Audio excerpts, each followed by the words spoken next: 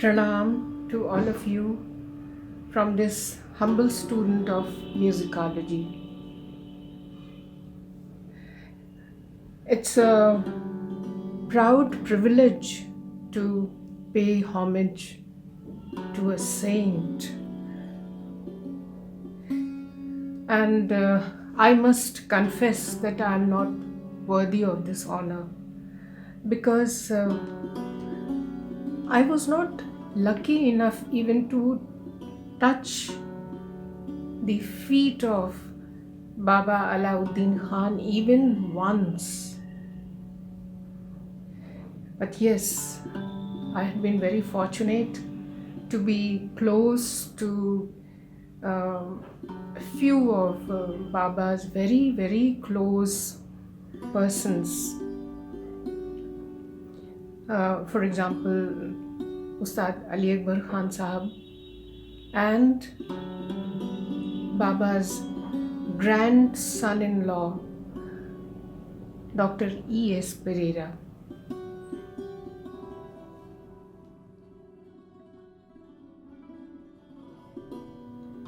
In 1990s, when Dr. Pereira was the head of academic research department of Sangeet Research Academy, I was lucky enough to work under his supervision.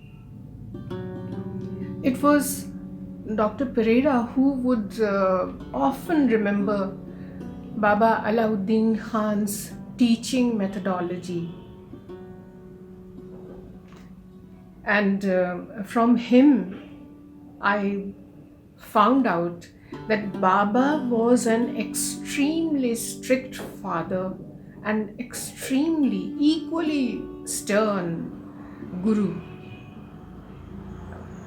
Dr. Pereira would often say that bhool koreo bhool kora cholbe na. He was so, his supervision was so stern. Later, this was confirmed by Ustad Ali Akbar Khan as well as Ustad Ashish Khan.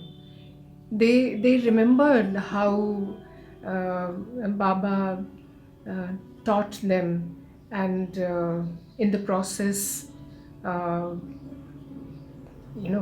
he hit the ceiling every now and then. But both of them remembered this with tremendous respect, love, and affection. And according to them, this was Baba's temper was so because he learned this art the hard way. He did not get it on a platter. Despite the fact that he was a super intelligent child prodigy, despite the fact that he could soak musical lessons like a blotting paper. Maybe that is why he could not stand mediocrity. He always wanted full attention to whatever he said, and he wanted it to be implemented as soon as possible. But at the same time, he had nothing against the individuality of his disciples. And we have seen the results of this. For example, let's take the case of Pandit Ravi Shankar ji. He was a very graceful dancer, and he was exposed to super class stagecraft from his childhood, and he knew how to reach out to his listeners or viewers. But when he chose to be with Baba and learn from him, Baba did not suppress his natural instincts. In fact, he allowed them to flourish. Very evidently, we can see that. As a result, Panditji's music is luringly extrovert. It literally dances, despite the fact that this is Drupadi Sangeet, absolutely Drupad based, but it dances and it lures its listeners. On the other hand, Baba's own children, Ali Akbar Khan and Annapurna Devi, they opted to remain introvert. Their music looked inwards and invited listeners to do the same. This applies to Pandit Nikhil Banerjee as well. His music also has this meditative quality.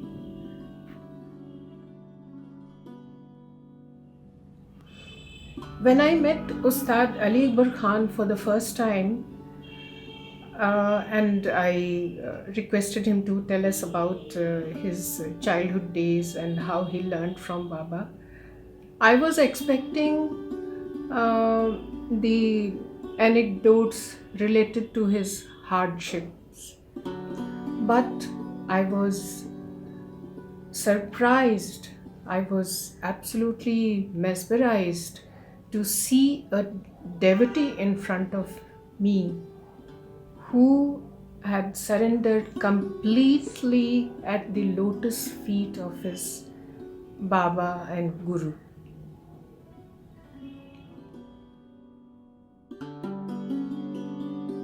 According to him, Baba's compassion knew no bounds. He would give all that he had, all his gyan or knowledge or musical wisdom to a deserving seeker without any inhibition or without any restraint or without any feeling of,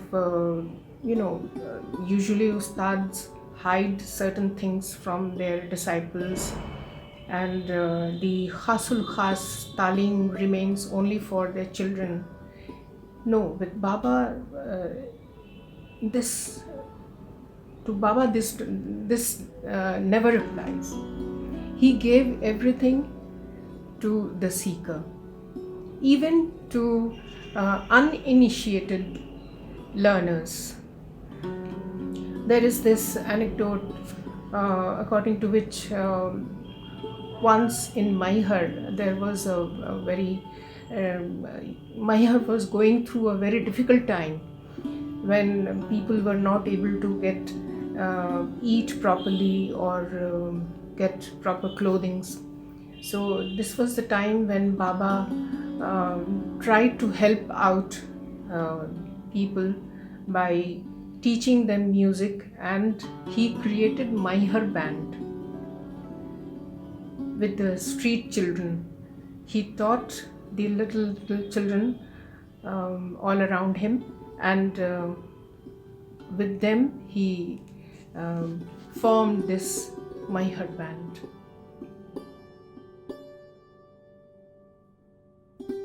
Maybe that is how the concept of Vadyavrind came into existence, and we find such lovely compositions gifted to us by Pandit Ravi Shankar and Pandit Timir Baran.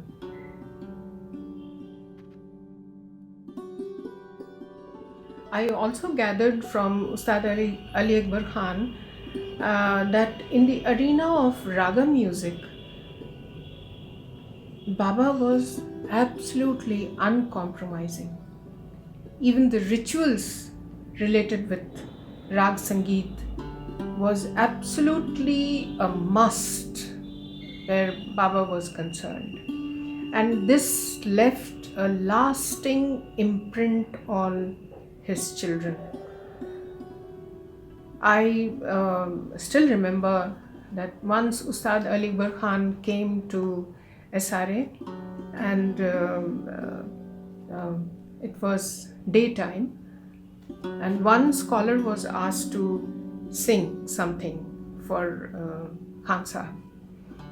So this new scholar, he had a brilliant scholar, and he was very new in SRA, and he had learnt only one rag, which was the evening rag, Bihag. So he very politely asked, "Can I sing that only?" So immediately Ali Akbar Khan Sahib said, "No, you cannot." Rag is a sleeping deity, and invoking the deity at a wrong time is no less than a sin. This is what he said, and with such conviction that nobody could say anything.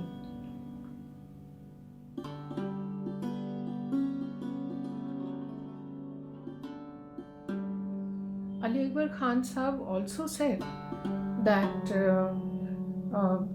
each note of a raga says something different on a particular day. Today it is saying something, tomorrow it may say something else. So one has to listen to these minute expressions of the notes. So as a keen listener of raga music, I find myself adhering to these traditional values. They have left an indelible mark on my musical understanding, or you can say musical psyche. Because logically, our music is a melting pot of centuries old myths, philosophy and science. And Baba Allauddin Khan's towering personality is an embodiment of all these.